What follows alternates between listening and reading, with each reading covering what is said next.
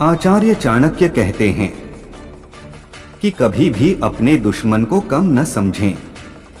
उसे मात देने के लिए उसकी ताकत का सही अंदाजा लगाना बहुत जरूरी है। तभी आप उसकी कमजोर नस पर वार करके आसानी से जीत हासिल कर सकते हैं।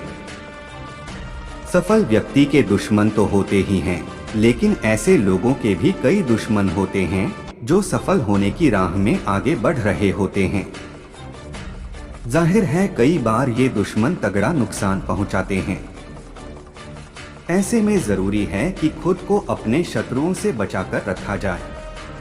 आचार्य चाणक्य ने शत्रु से बचने और शत्रु को मात देने के खास तरीकों के बारे में बताते हैं। यदि उन्हें अपना लिया जाए तो ताकतवर से ताकतवर दुश्मन भी आपके आगे घुटने टेक देगा। शत्रु को कभी कमजोर न समझें। आचार्य चाणक्य कहते हैं कि कभी भी अपने दुश्मन को कम न समझें।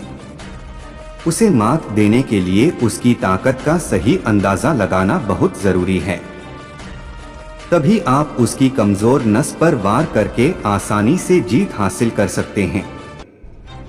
चाणक्य के अनुसार कई बार लोग अपनी सफलता के गुरूर में इतना मस्त हो जाते हैं कि वो शत्रु या प्रतिद्वंदी को बहुत कमजोर समझने लगते हैं। ऐसी गलती कभी न करें। जो आपके साथ किसी मैदान में प्रतियोगिता के उद्देश्य से उतरा है, उसके पास भी निश्चित रूप से आपकी ही तरह कई तरह की जानकारी जरूर होगी। इसलिए कभी शत्रु को कमजोर न समझें, वरना नुकसान उठा सकते हैं। अपनी तैयारी लगातार करते रहें और प्रतिक्रिया कब देनी है इसकी रणनीति जरूर बनाकर रखें। कभी भी हिम्मत न हारे, कभी भी हार न माने। दुश्मन चाहे कितना भी शक्तिशाली हो, घबराए नहीं। ना ही ताकतवर दुश्मन को देखकर हिम्मत हारे। अपनी हिम्मत और बुद्धिमानी का उपयोग करके अपनी ताकत बढ़ाएं। एक न एक दिन दुश्मन आपके आगे घुटने जरूर टेक देगा। चाणक्य का कहना था कि अगर आपका लक्ष्य बड़ा है तो उसके लिए तैयारी भी बड़ी करनी होगी, और ऐसे लक्ष्य को प्राप्त करने में हर हाल में समय भी ज्यादा लगेगा। आपको इसके लिए खुद को मानसिक और शारीरिक रूप से तैयार रखना होगा और सही रणनीति बनाकर धैर्यपूर्वक आगे बढ़ना होगा।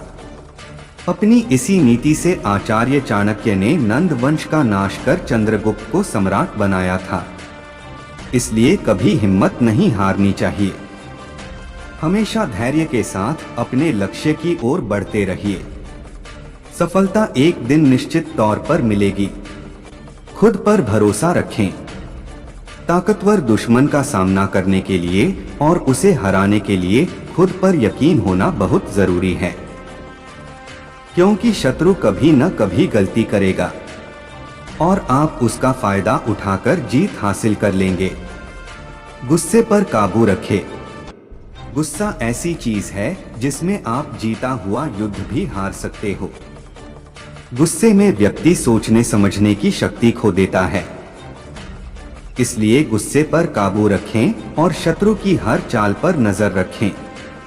आप जरूर जीतेंगे।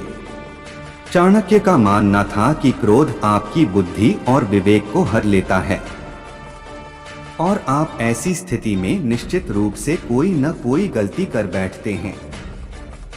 इसलिए याद रखिए कि आपका शत्रु आपको किसी न किसी प्रकार से उकसाकर क्रोध दिलाने की कोशिश कर सकता है, लेकिन आपको हर हाल में क्रोध से बचकर रहना है।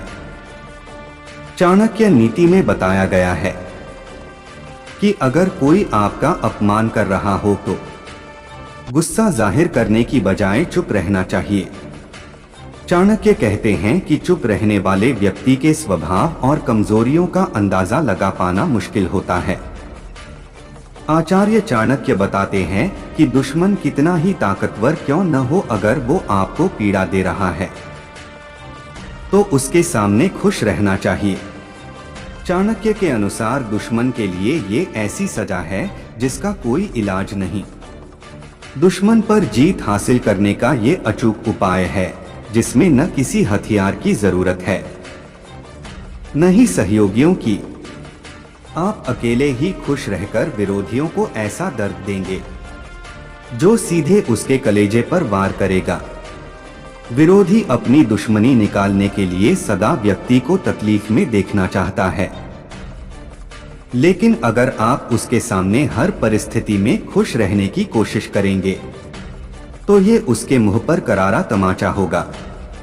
साथ ही हंसते हंसते परेशानी का हल निकालना भी आपके लिए आसान हो जाएगा, क्योंकि इससे विरोधी के हौसले पस्त हो जाएंगे और ये उसके लिए सबसे बड़ी सजा होगी।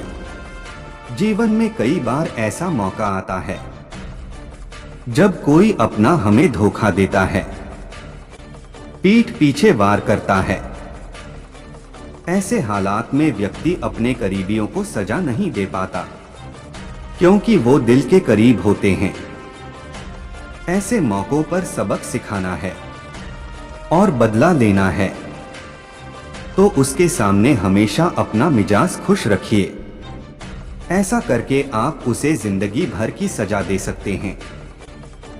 साथ ही साथ दुश्मन को मात देने के लिए हर पहलू को ठंडे दिमाग से सोचे समझें और फिर कदम उठाएं। शत्रु के सामने आपको अपनी हार नजर आ भी रही हो तो भी धैर्य न खोए। शत्रु की एक छोटी गलती आपको जीत का सेहरा पहना सकती है। दुश्मन को कम न आके और अपनी महत्वपूर्ण योजनाओं को हर किसी के साथ साझा न करें। यदि शत्रु हमसे अधिक शक्तिशाली है तो उसके अनुकूल चलना चाहिए। अगर दुश्मन कमजोर और छल करने वाला है तो इसके विपरीत व्यवहार करना चाहिए।